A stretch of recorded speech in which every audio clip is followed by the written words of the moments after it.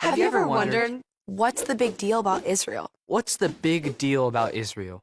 What's the big deal about Israel? Why is this tiny country always in the news? And why do other countries want to wipe it off the map? Or maybe you've asked, Why have the Jews been so mistreated throughout history?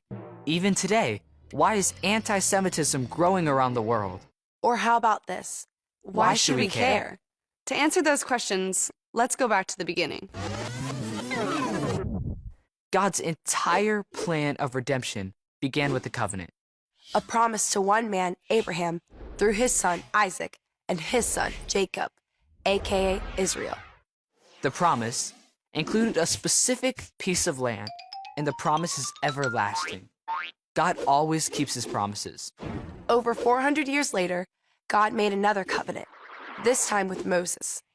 If Israel followed God's law, they could take possession of and permanently occupy the promised land. Even in our day, we've seen something no one thought was possible. In 1948, the Jewish people reestablished the nation of Israel. God always keeps his promises. And he made another one, a third covenant, with King David. God said that David's kingdom would be established forever through the coming Messiah. We know that future king to be Jesus. That's why Matthew called him Son of David. There's coming a day when his promises to Abraham and David will be fulfilled together. This is made possible because of the new covenant. This new promise was sealed with the blood of Christ Jesus. One day, Jesus will reign from Jerusalem. Isaiah said this new kingdom would be the center of global rule.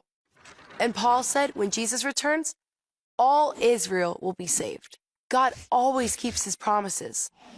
So, if you want to know the answers to those questions, God made a promise, and the enemy has done and will do everything in his power to destroy Israel and her people. That's why, as Christians, we need to stand in solidarity with Israel. We need to love the Jewish people. And we need to pray For the peace of Jerusalem.